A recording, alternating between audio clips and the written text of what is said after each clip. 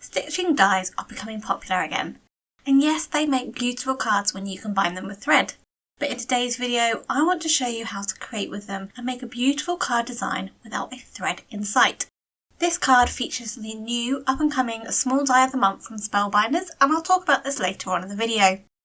Hi, I'm Verity, welcome to my YouTube channel and blog, Pretty Little Button, where I make paper crafting tutorials for the everyday crafter. So as I mentioned, this features the new Spellbinders small die of the month kit.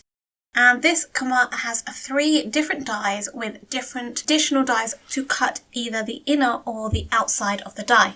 So these 3 are all stitching dies, so they pierce holes into the cardstock, which you can then put needle and thread through. Or you can use it like I'm going to today and make a fun coloured sort of contrast between the dots through the card.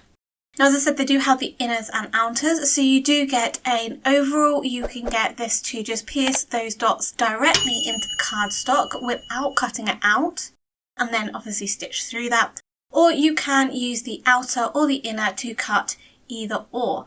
And I think these look great. They remind me quite of doily pattern. Now, if you stay tuned to the end of the video, you'll see a card that I created with this die, but this isn't the card I'm going to be featuring in today's card. Then there is the smaller version, and again, this can cut out the inner as well as the outer. Here I've done both, but you don't have to cut that inside out if you don't want to, and you could put sentiment on there as well. I've just cut these out of white cardstock just for some reference. And then our last one cuts out a long strip. Now you could create a border with this and only use one edge, or you could use 2 edges like I have done in there, or you can use it like I'm going to in the video.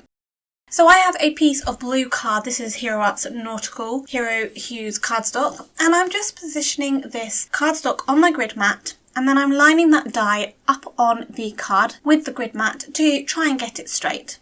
And I'm not using either of the outer edge dies with this. I'm just directly die cutting it, keeping it in place with some washi tape. And then when I've run that through my die cutting machine, I can then remove the tape and I can reposition it. So I'm going to position it on a different area of the cardstock. Again, I'll use my grid mat to help line that up. And this will just make sure that I'm sort of getting a straight-ish pattern. Now, I'm not die cutting the whole of this pattern across the whole of the card panel from side to side. I'm creating a pattern within a pattern. So I'm using this die to also make a pattern myself. So I'm staggering the die from side to side. And once I've run this through my die cutting machine a couple of times, I'm then going to just start to remove some of that excess dots within those perforated areas. And I'm using my Spellbinders tool-in-one. This is a great tool to really get through those little nooks and crannies and really poke out those holes. The brush really allows you to do that without causing too much damage to the actual cardstock. And then if there's a few left over, I can just use the other end with the pointer just to poke through those last pieces that didn't quite get dislodged with the brush end. Now, I'm just going to show you this overlaid on some cardstock and show you what my thought process was going to be. I am using a piece of Mustard Hero Arts cardstock, and as you can see, I can see the stitch pattern coming through the nautical cardstock. And I'm just going to repeat moving the pattern and the die around to create an additional pattern. And I'm going to completely overlay that card panel with the mustard cardstock. And you get this beautiful contrast. And I really love how the dark blue and that mustard sort of contrast with one another, allow that pattern to show up. Now, I didn't completely do the whole panel because I wanted an area that's sort of segregated away from that pattern just to pop the sentiment and really draw your eye into that sentiment. And I'm just turning it over and adding some double-sided tape just to adhere this down.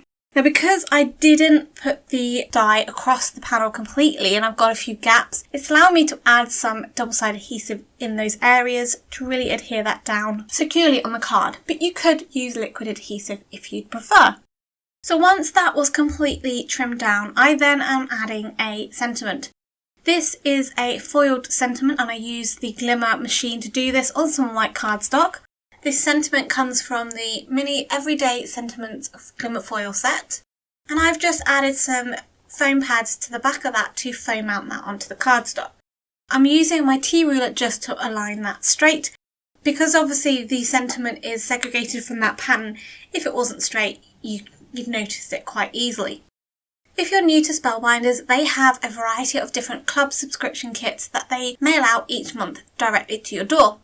One thing that's great is I've recently found out that Spellbinders now have a hub in the UK where they can directly ship the club kits out, which makes the shipping for UK residents so much more accessible. I didn't realise this until December when I joined the Glimmer of the Month kit, and it's such an affordable price. This only does apply to the club kits. Any other items that you buy from Spellbinders will be shipped directly from their Phoenix warehouse, and that will have additional postage. I'm just finishing this card off with a few gold matte sequins just to tie it in with the sentiment. If you're interested in any of the products that I've used today, they are linked in the description box below. Also check out my blog, you'll find some more inspiration, especially using this kit. But I am going to show you a sneak peek of a couple of other cards that I created with this kit. On this card with the really strong mustard cardstock, I have used the largest die out of the three. And on this white cardstock, I have used the middle size die out of the three. So it's just showing you alternative ways to use those stitching dies without needing to get out your needle or thread.